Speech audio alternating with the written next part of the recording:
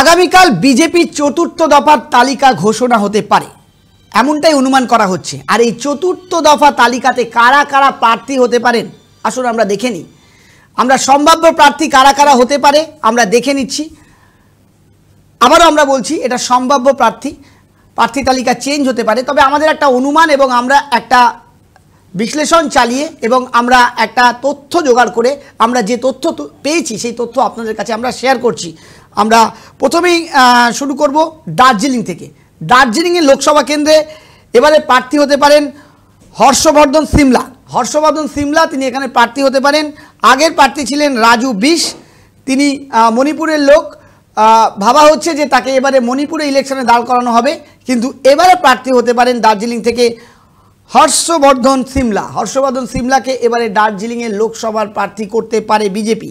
আসলে এবার চলে যাই সবচেয়ে বড় সিট, হট সিট মানে ডায়মন্ড হাওড়া, যেখানে অভিষেক বন্দ্যোপাধ্যায় দাঁড়াচ্ছেন লোকসভা কেন্দ্রে। সেই সিটে বিজেপি কাকে প্রার্থী দিতে চলেছেন একটা সম্ভাব্য আমরা যে অনুমান তৈরি করতে পেরেছি, আমরা যে এক্সিট পোল আমরা বলতে পারেন যে সম্ভাব্য যে আমরা তথ্য জোগাড় করে আমরা যে তথ্য পেয়েছি তাতে ডায়মন্ড হাওড়াতে প্রার্থী হতে পারেন সোনালী গুহ ডায়মন্ড হাওড়ার প্রার্থী হতে পারেন এবং সোনালী গুহ অভিষেক বন্দ্যোপাধ্যায়ের বিরুদ্ধে লড়াই করবেন এমনটা সম্ভাবনা রয়েছে।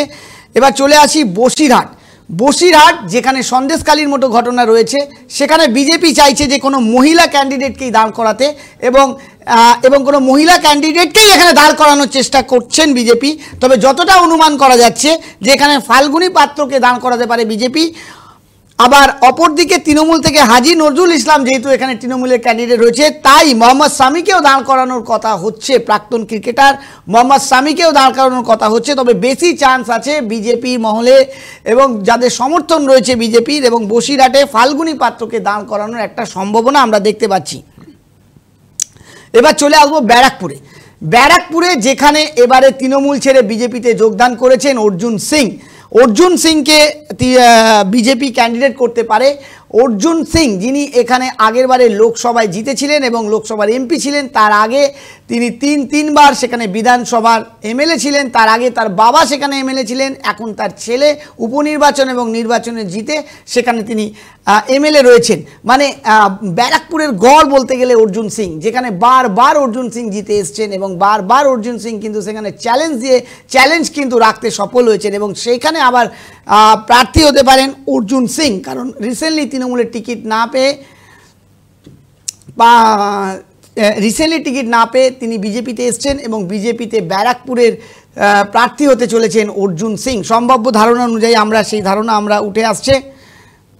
এবার আমরা চলে যাব বর্ধমান এবং দুর্গাপুরে এবারে আলুওয়ালিয়ার জায়গা দিলীপ ঘোষকে প্রার্থী করতে পারে, দিলীপ ঘোষকে এমপি প্রার্থী করতে পারে বিজেপি।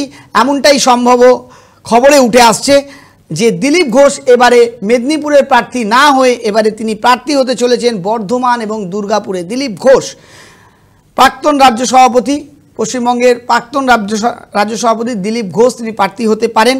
এবার চলে আসবো দক্ষিণ কলকাতা, যেখানে মমতা বন্দ্যোপাধ্যায় লড়াই করেছিলেন এমপি সিটে এবং তিনি জয়লাভ করেছিলেন। এবারে এখানকার প্রার্থী হচ্ছেন মালা রায় তৃণমূল থেকে। বিজেপি সেখানে দাঁড় করাতে চলেছে বৈশালী ডালমিয়া। আনুমানিক আমাদের যে ধারণা যে তথ্য উঠে আসছে সেই তথ্য অনুযায়ী আমরা বলতে পারি যে বৈশালী ডালমিয়া, যিনি আগে তৃণমূলে ছিলেন এবং তৃণমূল ছেড়ে তিনি বিজেপিতে এসছেন। এবারে তিনি বিজেপিতে ছিলেন, বহুদিন বিজেপি করছেন।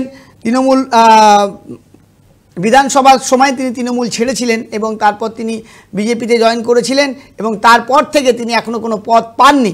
তো সেই জায়গায় দাঁড়িয়ে থেকে বৈশালী ডালমিয়ার নাম উঠে আসছে, কারণ দক্ষিণ কলকাতায় সমস্তটাই মহিলা সিট প্রার্থী, এখানে সিপিএমও মহিলা প্রার্থী দিয়েছে, তাই বিজেপির বৈশালী ডালমিয়ার নাম এখানে উঠে আসছে। বারাসাত যেটা বারবার আমি বলছি, বারাসাত যেখানে প্রাক্তন আইপিএস, রিসেন্টলি তিনি আইপিএস পদ থেকে ইস্তফা দিয়েছেন দেবাশিস ধর তিনি প্রাক্তন আইপিএস পদ থেকে ইস্তফা দিয়েছেন, তিনি প্রাক্তন আইপিএস।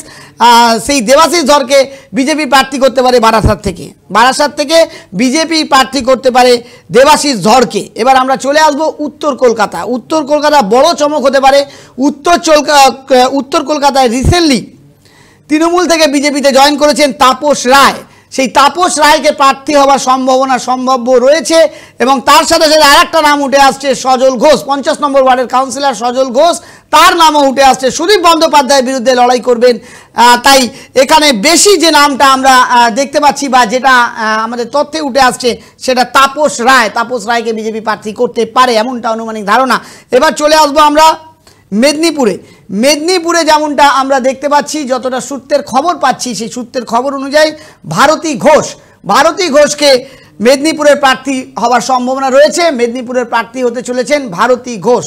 আপনাদেরকে আমি আবারও জানাই যে মেদিনীপুরে দিলীপ ঘোষ সেখানে এমপি ছিলেন, কিন্তু এবারে দিলীপ ঘোষকে বর্ধমান এবং দুর্গাপুরে দান করা হচ্ছে, কিন্তু মেদিনীপুরে এবারে দান করা হবে ভারতী ঘোষ। এবং দমদমে রয়েছে শিলভদ্র, বিজেপি থেকে দমদমে দান করাতে পারে শিলভদ্র। চতুর্থ দফার যে প্রার্থী তালিকা বিজেপি ঘোষণা করে চলেছে তার মধ্যে এই সম্ভাব্য নামগুলো উঠে এসছে, যেগুলো আপনাদেরকে আমরা জানালাম।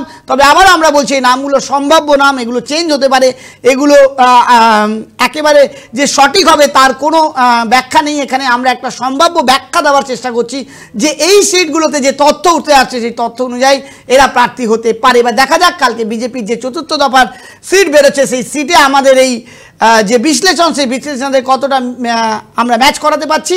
আবার আমরা বলছি এটা আমাদের একটা তথ্যের ভিত্তিতে আমরা একটা বিশ্লেষণ করছি, এটা সম্পূর্ণ নয়। এটা কিন্তু আমি যেটা বলছি সেটা হতেও পারে, নাও হতে পারে, এমনটা কিন্তু একটা সম্ভাবনা থেকে যাচ্ছে।